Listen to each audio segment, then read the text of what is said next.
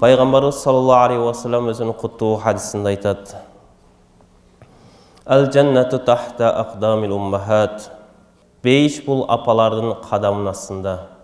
Allah Teala özünün düşürgen Kur'an-ı Kerim kitabının İsra surasının 23. ayatında apalar, eneler turalı, cana atalar turalı munday dep aytat.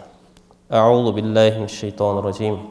Ve qada rabbuka alla ta'budu illa iyyahu ve bil valideyni ihsana.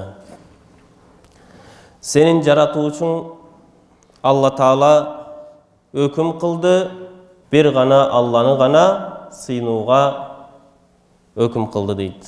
Jana ata enenge жақшылық kılıuğa hüküm kıldı.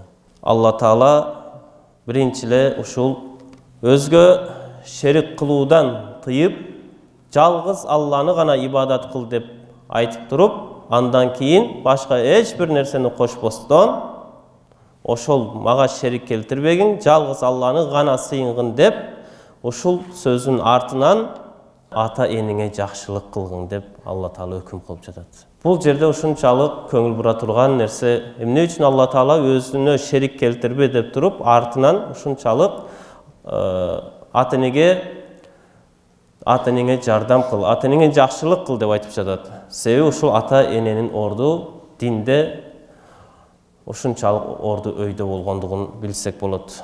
Уландысында Алла Таала айтат: "Мүмкүн ошол ата энеңдин бирөөсү сенин астыңда кары болуп, жашы улгайып, қолынан еш нәрсе келбей қалған авалы болушу мүмкін.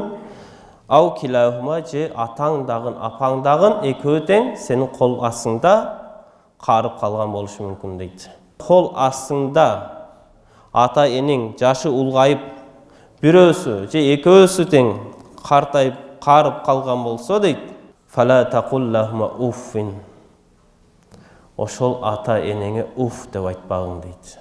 Бұл жерде уламалар айтат, Алла Таала эмне үчүн уф деген сөз айтып жатат дейт. Уф деген калима, уф деген сөз араб тилинде эки эле тамгадан туруп жатат. Бир алиф, бир фе деген тамга. Уф деп айтылат. Эгерде дейт ушул араб тилинде мындан дагы азыраак, мындан дагы кичинерээк бир сөз болгондо дейт, ата энеге ушундай урматсыздыкты билдире турган бир сөз болгондо Алла Таала ошол сөздү айтат эле дейт. Ең аз, ең кичинекей сөз уф деген сөз екен, ошол ең бір кичинекей сөз ошол уф деп, кыргызча уф деп ушуна кейинип коебуз го. Ошондой сөздү дагы ата энең айтпагың дейт. Ата энебизге тикелей карап, кагып силкип, Кудай сактасын, кол көтөргөн ал жакта турсун, ата энебизге уф деп да айтканга акыбыз жок экен. Бұл ушул Кудай Тааланын симен бизге болгон буйругу. Вала танхархума, жана аларды кагып силкпегиң дейт. Ата энебизди кагып силккенге акыбыз жок. Ал ата энең үчүн ушундай урмат-сыйга ээ болгон жакшы сөздөрүңдү айтпаң дейт. Кайсы сөздөр кыргыз тилинде ушунчалык урмат-сыйдын ээси болгон сөздөр бар болсо, ошондой сөздөрдү айтышыбыз керек. Апаке, атаке деп. Андан кейін 24-ші аятта Алла Таала ушул нерсени улантып айтат: "Вахфид лахума жанаха дулли минар рахмати". Жана ушул ата энеңе мээримдүүлүктүн канатын төшөгүң дейт. Ата энеңе ушунчалык мээримдүүлүк менен мамиле кыл деп Алла Таала айтып жатат. Жана Алла Таала сиз менен бизге үйрөтүп жатат, ушул ата энебиздин акысында дуа кылганды дагы үйрөтүп жатат. Жана Алла Таала эмне дейт? Аллахым ушул ата энеме райымдуулук кылгын. Аллахым ушул ата энемди өзүңнүн рахматыңа алгын деп дуа кыл дейт. Көрдүңүзбү? Ушул намаздарыбызда жүргөн турганыбызда ушунчалык ата энебизди эстеп өтүп кеткен болсо, садакаларды берип, Куран окуп, дуа кылып турушубуз керек. Тирүү болсо дагы ушул намаздарыбызда Аллахым ушул ата энеме ден соолук берсең, ата энемди өзүңнүн рахматыңа алсаң, ата энемдин бара турган жерин бейиш кылсаң деп ушинтип дуа кылып турушубуз керек экен. Бул түзмө-түз Алла Тааланын симен бизге болгон буйругу болуп жатат. Кама раббаяни сагира.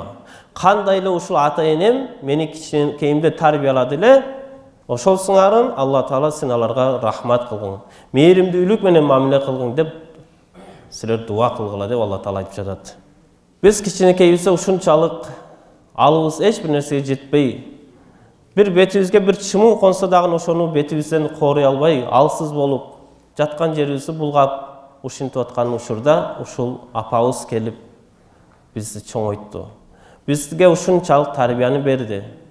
Эми ата энең сенин астыңда, кол астыңда карып, улгайып, колунан эч нерсе келбей, сага окшош жаш бала сыяктуу болуп калган учурда сен дагы ага уф деп кайгырбагың, какпагың, силтпегиң. Ошол сага окшоп жаш кезиңдей өзүнүн ажатын аткара албай калса, жаткан жерин булгап койсо, биз да ошол ата энебизди, бизди кичинекейибизди кандай тазалап тарбиялаган болсо, биз да ошентип ата энебизге кызматка даяр болушубуз керек экен.